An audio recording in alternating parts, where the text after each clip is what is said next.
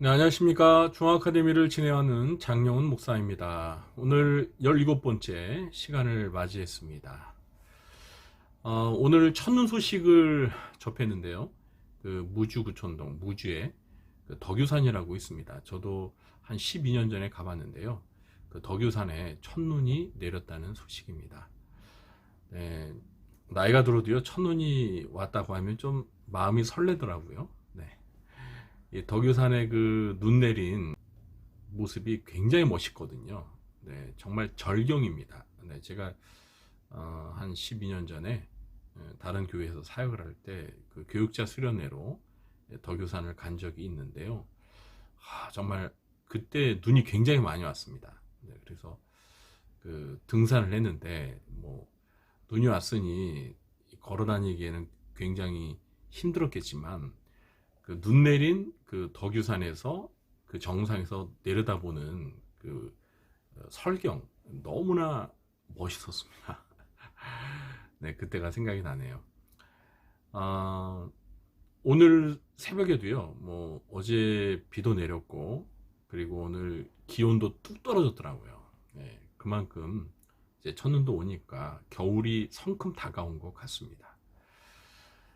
겨울이 다가오면서 우리 중앙아카데미도 이제 그 종강할 때가 되었습니다. 네, 2학기는 1학기 때보다 훨씬 더 짧았던 것 같아요. 제가 휴강을 많이 해서 그랬는지 모르겠는데요. 네, 종강 일정은 23일에 신구약 파노라마반이 먼저 종강하고 이어서 25일 목요일에 기독교 교리반도 종강을 하도록 하겠습니다. 아마 이제 남은 시간이 한 2주밖에 없죠. 네, 그래서 우리 신구약 파노라마반은 욥기까지 하고 종강할 것 같습니다. 네, 구약 전체를 다 끝내지 못하고 네, 지금 뭐 절반 정도, 절반도 못 온 것 같아요. 어쨌든 뭐 진도를 빨리 나가는 것보다 더 중요한 것은 우리가 성경 한 권을 배워도 또 제대로 잘 배우는 게 중요하니까요. 뭐 그렇게 뭐 진도에 구애받지는 않겠습니다. 어쨌든 이번 학기 동안 또 배운 내용들 이제 종강을 하더라도 방학 동안 반복하면서 반복 학습을 하셨으면 좋겠습니다. 영상 지난 영상들 다시 한번 보시면서 배웠던 내용들을 복습하는 그런 시간을 가지셨으면 좋겠어요. 목사인 저도 뭐 성도님들보다야 성경을 좀 더 잘 알겠지만 시간 지나면 또 있는 내용들이 많아서 다시 복습하고 또 새로운 지식도 새로 배워야 되니까 이게 그런 것 같아요. 공부라는 건 평생 공부인 것 같습니다. 평생 학습. 더군다나 하나님의 말씀, 이 진리를 누가 감히 다 안다고 하겠습니까? 성경을 다는 볼 수는 있어도 그 말씀을 다 깨달았다고 하는 사람은 아마 없을 것 같아요. 그래서 계속 반복 학습하면서 또 열심히 배우는 것밖에 없는 것 같아요. 어쨌든 오늘 17번째 시간을 맞이해서 구약 성경의 16번째 성경인 느헤미야서에 대해서 배워보도록 하겠습니다. 제가 준비한 강의안을 보시면서 설명을 드리도록 하겠습니다. 네, 신구약 파노라마 제17강 느헤미야서 강의를 시작하겠습니다. 먼저 책명에 대해서 설명을 드리겠는데요. 이 느헤미야서는 본래 히브리어 성경과 헬라어 성경에서는 한 권의 책이었습니다. 지난번 에스라서 강의할 때 충분히 설명을 드렸죠. 라틴어 성경으로 번역되면서 이제 두 권으로 분리가 되었고요. 책명은 이 책의 저자이자 핵심 인물인 느헤미야의 이름을 따서 지어졌습니다. 두 번째 저자에 대해서 설명을 드리겠습니다. 유대 전통 탈무드에 따르면은 역대기와 에스라, 느헤미야의 저자를 에스라로 보고 있습니다. 그런데요, 이 느헤미야서를 읽어보면 1장부터 13장 전체에서 이 이야기를 이끌어가는 그 중심 인물 느헤미야가 내가라고 하면서 이 느헤미야서를 기술하고 있는 걸 알 수가 있습니다. 그래서 느헤미야서의 저자는 에스라라기보다는 느헤미야로 보는 것이 타당합니다. 그런데 왜 에스라라고 전통적으로 내려왔을까요? 그것은 아마도 에스라가 서기관이거든요. 학사, 서기관입니다. 그러니까 성경을 모아서 이제 성경을 이렇게 관리했던 그런 인물이었기 때문에 아마도 느헤미야서와 또 자기가 기록한 에스라서를 이제 어떤 역사적 연관성이 있기 때문에 이렇게 한 권으로 최종 편집했기 때문에 에스라가 느헤미야서의 저자로 그렇게 인식이 되었던 것 같습니다. 네. 다음은 저자 연대에 대해서 말씀을 드리겠습니다. 느헤미야서 12장 11절과 22절에 보면은요, 이 야뚜아라는 이름이 등장하는데 이 사람이 누구냐면 그 알렉산더 대왕이 세계를 지배했을 때 그 유대 땅의 대제사장이었습니다. 이 야뚜아가 그 유대 대제사장으로 활동했던 시기가 BC 351년서부터 331년이었거든요. 그래서 적어도 이 느헤미야서는 야뚜아가 생존해 있을 때 기록했다는 것을 알 수 있겠죠. 그래서 아마도 느헤미야의 말년 그리고 야뚜아가 출생했을 무렵 대략 BC 421년에서 400년 사이에 기록된 것으로 추정을 합니다. 내용 연대는 이 느헤미야의 주도하에 진행된 3차 포로 기한 이후부터 느헤미야가 유대 땅에 와서 예루살렘에서 성벽을 재건해서 하나님 앞에 봉헌하고 또 이스라엘을 개혁해가는 그 역사를 주 내용으로 하고 있기 때문에 BC 444년부터 425년 그 사이가 되겠습니다. 그리고 다섯 번째로 기록 목적과 주제에 대해서 설명을 드리겠습니다.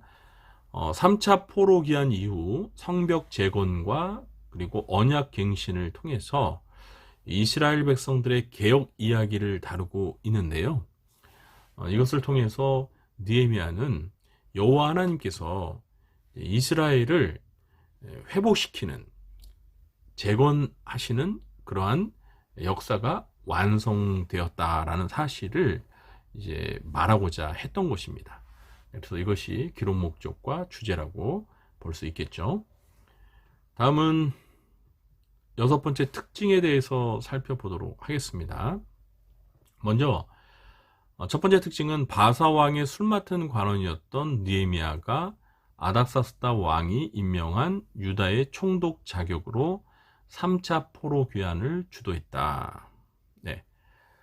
에스라서는 1차, 2차 포로 귀환의 역사를 기록했다면 이 느헤미야서는 이제 그 이후에 3차 포로 귀환의 역사를 기록했다고 이해하시면 되겠습니다. 두 번째는 에스라서에서 이제 성전 재건과 느헤미야서에서 성벽 재건이 완성됨으로써 외적인 기틀이 마련되고 에스라서와 느헤미야서 모두에서 내적 개혁을 통해 이스라엘 재건의 역사가 완성된다. 네, 그래서 이 표, 지난번에 에스라서 강의할 때 이미 보여드렸고 또 느헤미야서 다룰 때 이 표가 등장할 것이라고 제가 말씀을 드렸는데 다시 이 표 등장했습니다. 뭐 1차, 2차는 우리가 살펴보았기 때문에 제가 이렇게 좀 검게 표시를 했고요. 자, 요 하얀 부분 3차 기원 이 부분을 좀 보도록 하겠습니다. 3차 포로 귀환이 시작되었던 연대는 BC 444년입니다. 444. 444년에 3차 포로 귀환이 진행되었는데요. 이때 이 3차 포로 귀환을 인솔했던 그 지도자가 바로 느헤미야입니다. 느헤미야는 바사 왕, 페르시아의 왕이었던 아닥사스다 1세 때 술 맡은 관원이었습니다. 그런데 이 술 맡은 관원은 그 왕의 절대적인 그 신임을 받았던 관리였거든요. 굉장히 고위공직자고 또 왕과 함께 이 술자리를 나누면서 국사를 의논할 정도의 그런 정치력이 있었던 사람이거든요. 그런데 이제 느헤미야가 그 고국의 그 암울한 그 상황을 소식을 접하면서 수심이 가득한 표정을 지으니까 아닥사스다 왕이 너 왜 그러냐, 너 무슨 일 있냐, 뭐 어디가 아프냐 이렇게 물어봤을 때 느헤미야가 자기의 고국이 이렇게 지금 황폐해 있고 성벽도 무너지고 그런 상태라서 너무나 가슴이 아프다. 그래서 왕이 저를 좀 불쌍히 여기신다면 제가 고국에 돌아가서 이 황폐한 그 유다 땅을 좀 재건할 수 있도록 도와주십시오 라고 이렇게 간청을 했어요. 그래서 아닥사스다 왕이 그걸 허락했습니다. 이제 조건부로 허락한 거예요. 네가 가서 다시 와야 된다. 다시 돌아올 걸 전제라고 내가 너를 보내주겠다라고 하면서 이제 허락을 했거든요. 그래서 3차 포로 귀환이 이루어진 겁니다. 물론 이제 그 배후에 이제 하나님의 역사가 있었겠죠. 조서 내용, 조서를 써서 이제 그것을 이 느헤미야 손에 건네서 이제 느헤미야가 이제 유다 땅으로 귀환하게 되는데요. 이제 이 조서에 예루살렘 성벽을 이제 중건하도록 허락하고 또 예루살렘 성벽 중건에 필요한 자재를 지원하라는 그런 내용이 조서에 담겨 있었습니다. 그리고 이 3차 포로 귀환 때에는 1차, 2차 포로 귀환 때보다 적은 사람들이 포로 귀환을 했습니다. 뭐 그건 당연한 거죠. 뭐 1차, 2차를 통해서 많은 수가 귀환을 했으니까 이제 남은 적은 무리의 수가 3차 포로 귀환을 했겠죠. 그런데 지난번에 제가 설명을 드렸듯이 포로 귀환은 다 모든 그 포로민이 다 귀환한 건 아니에요. 1차, 2차 포로 귀환을 통해서 귀환하지 않은 유대인들이 남아 있었고요. 또 3차 포로 귀환을 하고도 본국으로 귀환하지 않고 그 이방 땅에 흩어져서 그대로 살아갔던 그런 유대인들이 많았습니다. 다음은 이제 3차 포로 귀환 이후에 있었던 사건들을 살펴보면 예루살렘 성벽을 중건한 이 사건이 느헤미야서에서 가장 중요한 사건이라고 할 수 있겠습니다.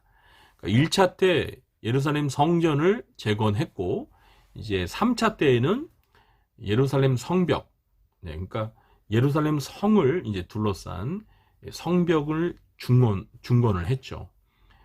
이게 굉장히 중요한 거는 이제 예루살렘이라는 그 도시를 다른 나라가 침범하지 않도록, 침략하지 않도록 보호해주는 그런 성벽이 무너져 있었기 때문에 그것을 중건해서 성벽을 이제 재건한 겁니다. 그러니까 그 예루살렘이라는 도시를 보호하기 위한 아주 필수적인 그 조치였죠. 그런데 이 성벽을 그 재건하는 그 기간이 52일이에요. 52일. 그러니까 거의 2달이 좀 안 돼. 그런 단기간에 이 일을 마무리 지었다는 거. 뭐 제가 3번째에서 다시 설명을 드리겠지만 이건 참 대단한 일이었습니다. 그만큼 느헤미야의 그 지도력이 대단했던 거를 또 입증하는 대목인데, 어쨌든 그리고 이제 2번째로 느헤미야서의 또 중요한 사건이 에스라가, 이 성경 학자인 에스라가 율법을 낭독을 하고 그 율법의 의미를, 그 율법의 뜻을 해석해 주면서 이스라엘 백성들이 하나님의 말씀을 배우고, 그러니까 율법을 배우고 그들이 율법을 어기고 범죄했다는 사실을 깨달으면서 철저히 회개하며, 그러면서 이스라엘이 이제 하나님의 말씀으로 돌아가는 이런 어떤 개혁의 그 발판을 이제 이루게 된 거죠. 그런 내용이 또 굉장히 중요한 사건으로 대두되고 있는데, 그러니까 느헤미야서는 크게 전반부와 후반부 이렇게 나눌 수 있어요. 성벽 재건의 역사, 그리고 율법을 배우면서 이스라엘이 개혁된 이야기. 그러니까 성벽 중건과 개혁, 이 2가지 사건이 느헤미야서의 중요한 사건입니다. 느헤미야서는 전체가 13장으로 구성되어 있습니다. 네, 그래서 이 정도로 이 표에 대해서 설명은 된 것 같습니다. 네, 세 번째 특징은 이 성벽 재건을 방해하는 세력이 있었습니다. 네, 성전도 재건할 때 방해하는 세력이 있었지만 성벽을 재건하는 일에도 방해하는 세력이 있었고요. 그럼에도 불구하고 느헤미야가 52일 만에 성벽 재건 공사를 완성했습니다. 이것이 1장서부터 이제 7장의 이야기인데, 이런 일이 가능할 수 있었던 것은 먼저는 여호와 하나님께서 도와주셨기 때문에 가능해진 거죠. 그리고 느헤미야가 정말 탁월한 리더십을 발휘해서 이스라엘 백성들이 그 지도력에 순종하면서 서로 합력해서 이 성벽 공사를 완성했다고 볼 수 있는 겁니다. 이러한 내용들이 기록되어 있고요. 네 번째 특징은 느헤미야서에도 제사장이자 학사인 에스라가 등장합니다.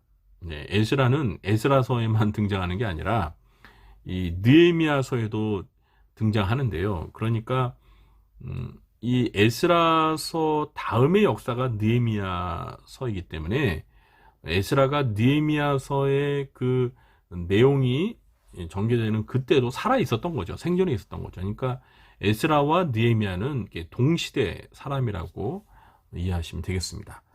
이 에스라가 느헤미야서에서도 이 이스라엘 개혁을 위해서 굉장히 중요한 역할을 하는데, 그게 무엇이냐면 이스라엘 백성들을 모아놓고 여호와의 율법책을 낭독해 주었습니다. 그러면서 그 율법의 의미가 무엇인지를 해석해 주었어요.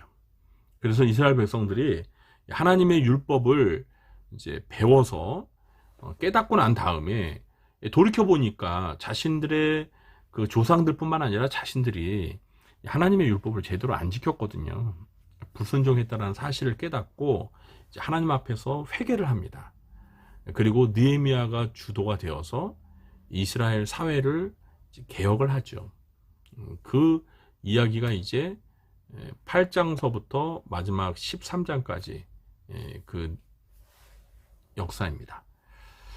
다섯 번째 특징은 방금 제가 이 네 번째 특징을 설명하면서 말씀을 드렸는데, 여호와의 율법을 깨닫고 나서 자신들의 그 불순종한 죄를 회개하고 또 율법에 순종하면서 거국적인 개혁을 단행했다는 거, 이게 또 굉장히 중요합니다. 그러니까 한 사람이 회개하는 정도가 아니라 이스라엘 백성들 전체가 하나님 앞에서 죄를 회개하고 그 말씀에 순종하는 이런 거국적인 국가적인 개혁을 이루었다라는 이 사실이 굉장히 중요한데, 이것이 느헤미야서의 또 두 번째 부분, 후반부의 역사라고 할 수 있겠습니다.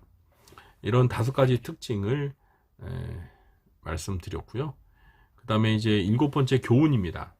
이 교훈은 한 7가지 정도 되는데, 사실 제가 이번 강의에서는 요 교훈에 좀 중점을 두어서 강의를 진행하려고 그렇게 의도적으로 좀 했습니다. 그래서 앞에 그 특징적인 내용들은 더 있는데 제가 좀 줄여서 했고요. 이 교훈 부분에서 좀 많은 내용들을 우리 성도님들과 함께 나누려고 합니다.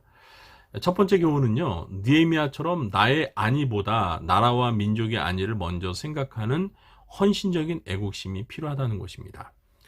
앞서 말씀드렸지만 느헤미야는 아닥사스다 왕, 그러니까 바사 제국의 아닥사스다 왕의 술 맡은 관원이었습니다. 술 맡은 관원은 왕의 절대적인 신임을 받는 사람이에요. 왜냐하면 그 술에 독이 들어있으면 어떡합니까? 그럼 왕은 죽는 겁니다. 그래서 이 술 맡은 관원은 왕이 제일 신임하는 사람을 임명해서 자신의 그 목숨을 보존할 수 있도록 그렇게 믿을 수 있는 사람을 임명하고, 또 왕이 혼자 술을 마시는 게 아니라 이 술 맡은 관원과 함께 술자리를 하면서 이 국사를 같이 의논하는 그런 정적인 파트너십을 발휘할 수 있는 인물이기 때문에 굉장히 높은 관리예요. 그러니까 느헤미야는 포로민이었지만 출세하고 성공한 사람입니다. 고위공직자로. 그렇기 때문에 자기 자신은 뭐 평생 잘 먹고 잘 살 수 있는 그런 사람이었어요. 그런데 느헤미야가 고국에 그 소식을 접하고 고국이 황폐되고 너무나 그 고국에 남아있는 사람들이 불쌍하게 살아간다는 소식을 자기 동생을 통해서 접하고 나서요, 하나님 앞에서 눈물로 기도하면서 그 이스라엘의 회복을 위해서 도와달라고 그렇게 하면서 자신이 아닥사스다 왕에게 그러한 내용의 간청을 하면서 유다의 총독으로 임명이 되어서 3차 포로기한을 이끄는, 그리고 고국에 와서 이스라엘의 재건을 위해서 헌신하는 그러한 일을 했거든요. 이거는 정말 보통 애국심이 없으면 안 되는 일이죠.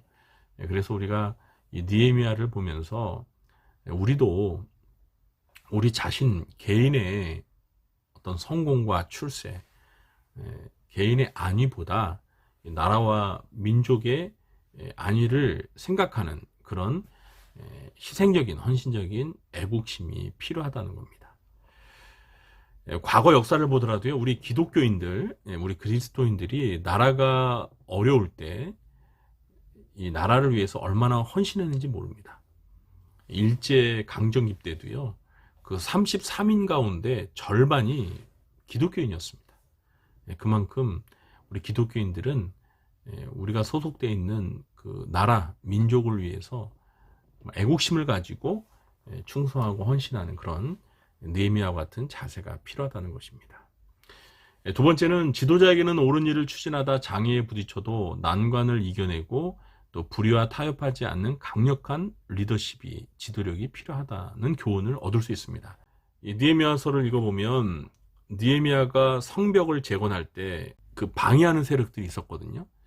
그런데도 거기에서 그런 난관을 부딪혔을 때 좌절하지 않고 강력한 리더십을 발휘해서 이스라엘 백성들을 규합해 가지고요, 성벽 재건을 52일 만에 완성을 했어요. 그리고 또 후반부에 보면 이스라엘 백성들이 하나님의 그 율법에 불순종하면서 하나님의 말씀에 순종하지 않는 모습을 보았을 때 이 느헤미야가 아주 강력한 리더십을 발휘하면서 그들을 책망합니다. 그리고 하나님의 말씀으로 돌아오도록 그렇게 촉구하는 그런 모습을 보게 되거든요. 그래서 지도자는 이렇게 옳은 일을 위해서는 어떤 난관이 부딪혀도 또 어떤 불의를 보게 될 때 그것과 타협하지 않으면서 강력한 리더십을 발휘할 필요가 있다는 거예요. 네. 지도자에게는 그런 리더십이 필요하죠. 어쩌면 우리나라에도 그러한 지도자가 필요하지 않을까 이런 생각도 해보게 됩니다. 세 번째, 국가 재건은 지도자와 백성의 혼연일체가 되어야 가능하다. 이 에스라서도 그렇고 느헤미야서도 그렇고 그 어려운 그런 상황에서 그 어려움을 이제 극복해 가는 데 있어서 그 지도자의 역할이 굉장히 중요했습니다. 그렇지만 지도자 한 사람만 뭐 깨어 있거나 지도자 한 사람만 노력한다고 해서 한 국가가 회복되는 건 아니거든요. 그런 훌륭한 지도자도 필요하지만 또 그 지도력에, 그 리더십에 또 순응해서 따르는 팔로워, 그러니까 백성들의 노력도 절대적으로 필요한 거거든요. 그래서 훌륭한 지도자와 그리고 그 지도자의 리더십에 순응하면서 따르는 그 백성들 간의 혼연일체가 되었을 때 국가의 재건은 가능하다라는 것입니다. 오늘날 지금 우리 대한민국을 생각해 보면 참 안타까운 것이요. 이 국민이 이렇게 둘로 나눠졌다는 거예요. 그리고 대통령에 대해서도 대통령을 신뢰하는 사람들과 지지하는 사람들과 그리고 반대하는 그 리더십에 순종하지 않는, 그러니까 대통령을 신뢰하지 않는 그런 국민들이 지금 둘로 나눠져 있다는 겁니다. 그리고 이념적으로 이렇게 나눠져서 대립되고 있다는 게 참 안타까워요. 그렇기 때문에 다음에 뭐 또 이제 내년이 대선인데 모르겠습니다. 어떻게 누가 뭐 대통령이 될지 모르지만 만약에 뭐 정권이 바뀌어서 지금 야당의 뭐 대선 후보가 대통령이 된다 해도 전 국민의 지지를 받는 그런 대통령은 될 수가 없다는 거죠. 지금 우리나라 이렇게 그 이념의 대립과 갈등을 보이면 우리나라는 국민과 지도자가 이렇게 정말 혼연일체가 되어서 하나가 되는 그런 모습을 회복하기가 참 어려울 것 같아요. 물론 무슨 독재 국가처럼 전 국민이 한 지도자만 그냥 이렇게 추앙하는 뭐 그런 전제국가, 독재국가를 말하는 건 아니에요. 뭐 민주주의 사회에서 뭐 그러기는 어렵겠죠. 그러나 그래도 어쨌든 지도자와 이 국민들이 이렇게 혼연일체가 되어서 나라를 섬기는 그런 모습이 이상적인 거 아니겠습니까? 네? 그런 나라가 그래도 희망이 있는 거 아니에요? 네. 하여튼 느헤미야서를 통해서 우리가 그런 교훈을 배우게 된다는 거예요.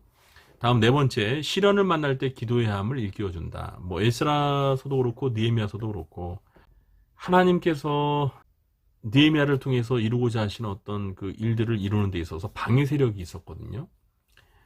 그럴 때마다 이 느헤미야를 통해서 우리가 배우게 되는 건 그때마다 하나님 앞에 기도한다는 거예요.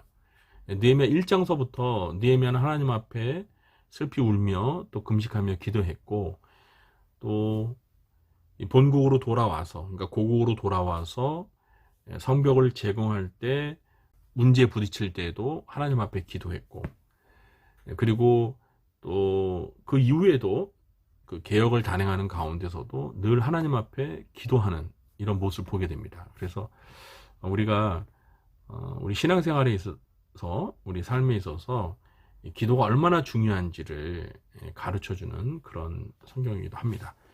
다섯 번째는 공동체 회복을 위해서 공동체 회개가 필요하다. 네, 그렇습니다. 특히나 이 느헤미야서는요, 이제 이스라엘의 재건, 이스라엘의 회복에 관한 역사를 기록하고 있는데, 이스라엘들이 왜 망했습니까? 하나님의 말씀에 불순종해서 망한 거잖아요. 근데 이제 하나님께서 이 망했던 이스라엘을 다시 회복해 주시겠다고 약속을 하셨죠. 그래서 그 회복의 역사를 다루고 있는 게 에스라서고 느헤미야서인데, 에스라서에도 그런 모습이 있었지만 이 느헤미야서에서도 이스라엘 백성들이 하나님 앞에 자신들이 저지른 죄악을 회개할 때 소수의 일부분의 사람들만 회개한 게 아니거든요. 전체가 하나님 앞에서 거국적으로 회개를 합니다. 그래서 이 공동체 회복을 위해서는 뭐 소수의 몇몇 사람이 회개해가지고는 안 돼요. 공동체 전체가 회개하는 그런 자세가 필요하다는 거, 이걸 우리가 느헤미야서를 통해서 배울 수 있습니다. 여섯 번째, 진정한 부흥은 하나님의 말씀에 대한 깊은 이해를 통한 영적 각성과 회개를 통한 말씀의 실천을 통해 이루어진다. 네, 그렇습니다. 이 느헤미야서는요, 그 개혁의 그 과정을 보면 정말 부흥의 역사입니다. 네, 그래서 우리가 부흥에 대해서 많은 사모함이 있잖아요. 우리 이 시대에도 부흥이 있기를 그렇게 고대하는 마음이 있는데, 정말 부흥이 무엇인지를 이해하기 위해서는 이 느헤미야서를 공부해야 돼요. 이 느헤미야서에 보면 이스라엘 백성들이 이스라엘 재건을 위해서 느헤미야가 주도가 되어서 한 일이 무엇이냐면, 이 학사 에스라를 통해서 여호와의 율법을 듣고, 그리고 그 율법에 대해서 해석을 듣고, 그리고 그 율법에 불순종한 자신들을 발견하면서 또 자기 조상들의 죄악들을 발견하면서 하나님 앞에 철저히 회개합니다. 그리고 회개함과 동시에 그들이 그 율법이 요구하는 말씀에 철저히 순종하고자 하는 그 실천이 따르다는 거예요. 따랐다는 거예요. 그래서 이것이 이 삼박자, 이게 삼위일체가 된 거예요. 말씀에 대한 깊은 이해, 그리고 말씀에 불순종한 것에 대한 철저한 회개, 그리고 단지 그 뉘우치고 반성하는 그 정도에 머무는 게 아니라 그 말씀에 순종하는 실천, 이 세 가지가 딱 하나가 되어서 이스라엘이 회복되어가는 모습을 그리고 있는 책이 바로 느헤미야서예요. 이게 바로 부흥입니다. 부흥. 성경이 말하는 진정한 부흥의 아주 전형적인 모습이 이 느헤미야서에 있어요. 그래서 여러분들이 그 느헤미야서 이 8장서부터 13장까지 한번 읽어보세요. 물론 1장서부터 7장도 읽어야 되지만 8장서부터 13장이 그 부흥의 진면목을 그리고 있거든요. 그래서 이 부분을 특히 읽으시면서 성경이 말하는 진정한 부흥이 무엇인가. 우리는 보통 부흥하면은 그냥 숫자가 늘어나는 거, 양쪽으로 뭔가 이렇게 많아지는 그런 생각을 하고 있는데 그건 부흥의 본질이 아닙니다. 부흥으로 인해서 나타나는 어떤 결과 중에 하나죠. 그러나 진정한 부흥은 그게 아니에요. 그래서 느헤미야서가 말하는 진정한 부흥에 대해서 우리가 잘 이해할 필요가 있습니다. 그리고 마지막 7번째, 개혁은 계속되어야 한다는 중요한 교훈을 가르쳐주고 있는데요. 13장에 가보면 이 느헤미야가 이제 그 아닥사스다 왕과 약속했잖아요. 포로기한하고 이제 다시 돌아오기로. 그래서 1차 그 총독으로서 이제 포로기한 이후에 이 성벽 재건과 그다음 개혁을 어느 정도 추진하고 다시 페르시아로 돌아갑니다. 그러다가 한 10여 년 있다가 다시 돌아와 보니 그렇게 개혁을 했는데도 또 비리가 이루어지는 거예요. 대제사장 엘라십서부터 벌써 잘못된 그런 일들을 하고 또 그 밑에 많은 사람들, 이스라엘 백성들이 또 하나님의 말씀에 불순종하면서 뭐 11조도 안 하고 또 종교적으로 사회적으로 많은 문제들이 안고 있었던 거예요. 뭐 또 이방인과 또 결혼하고 막 이러면서. 그래서 느헤미야가 다시 개혁을 이어가는 그런 모습을 보거든요. 그래서 우리가 개혁은 한 번으로 끝나는 게 아닙니다. 여러분, 종교개혁의 중요한 캐치프레이즈가 뭐냐면 개혁된 교회는 계속 개혁돼야 된다라는 거예요.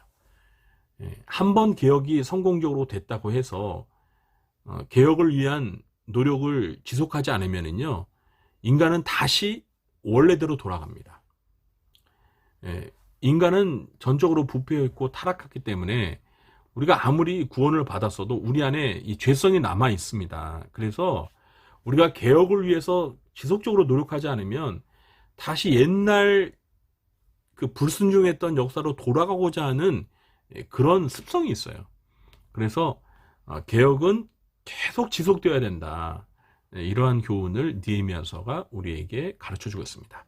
그래서 느헤미야서를 통해서 이런 7가지의 교훈을 우리가 배울 수 있는데요. 정말 느헤미야서에서 배우는 7가지 교훈만 우리가 제대로 마음에 새기고 실천해도 한국교회가 정말 새로워질 수 있어요. 또 우리가 정말 거룩히 변화될 수 있습니다. 그래서 7가지 교훈을 마음에 잘 새기고 실천하시기 바랍니다. 그리고 마지막으로 8번째로요. 발음이 잘 안 되네요. 장별 내용 요약에 대해서 말씀을 드리겠습니다.